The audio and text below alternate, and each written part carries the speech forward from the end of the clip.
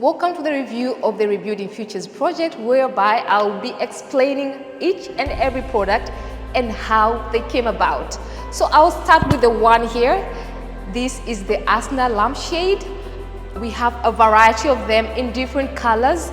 And how did this product actually come about? So when we got into the prison, we actually got to understand that the prisoners or the inmates were using this one pattern, which took them longer to execute pieces. We needed to teach them easy ways on how to come up with products. So that is how we got to teach them the new patterns to create lampshades, but as well, those patterns were used to create the wall hangings. So with these lampshades right here, we have a bigger and a smaller size. And then one thing we did was exploring how it can be colored into different shades, and then how the natural sisal can be mixed with the colored sisal just in one product. So we used the same patterns on the lampshade, which we also did the same to the wall hangings. So the name Asna came from the initials of the letters of the trainers who were actually training these inmates. That is Aquilina, Esther, and Tina. So here comes Faraja. So you can see the extension of the patterns from Asna are actually implicated here at the Faraja wall hangings, whereby we explored a number of colors. This means like we actually made more dyes on the sisal, and we created more variant pieces with different shapes as well in terms of the patterns of the wall hangings. And the name Faraja was also given by the inmates. That means hope. So this comes from our Hekima series, where it comprises of different colors. We have some which has orange or red or green and more colors, and Hekima, which means wisdom. When making this piece, actually the inmates were very humbled. It came out with a lot of struggles of unweaving and weaving.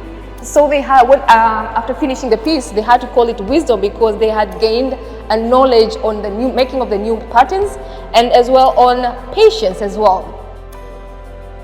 So here is the kipepeo, and you notice the same patterns that were used in the Hekima wall hangings are actually used in kipepeo.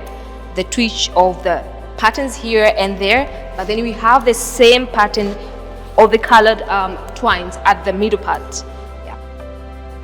So the name kipepeo comes from butterfly. And why the name kipepeo? It's because of that shape.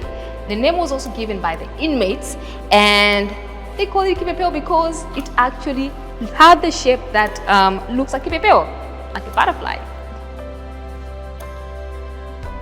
The other product that they made was this lovely table runner. And see now, they are getting the patterns, and they know how the patterns can actually flow in a table runner, and making all these pieces coming all together, looking lovely, looking as if it was done by an expert. As you can see, the weaving process was very complex, but they were able to come up with very detailed table runners. So it looks like the training was very efficient, and the inmates were really learning and grasping all the patterns that they were taught. And here is the Tambazi collection, whereby we plan to create rugs.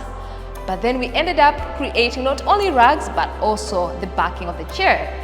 And what happened during creation of these pieces was we noticed the rugs that were created were very small in size to be efficient for a rug use, but there would be something maybe for the doorstep or something for the kids' room. And we said, why not using the same piece for the chair? And this is how the Tambazi chair collection came along. Some of these pieces ended up to be big lessons, not only to us, but also to the inmates. How do you attain a proper pattern?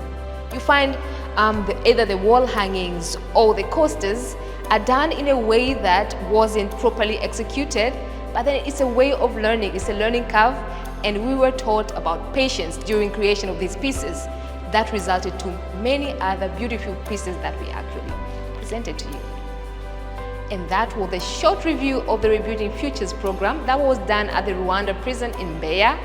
Thanks so much to our supporters, the Nafasi Art Space, the Royal Norwegian Embassy, the Embassy of Switzerland, our friends, our families, our Bajaji guy, and everybody who supported us. Thank you very much.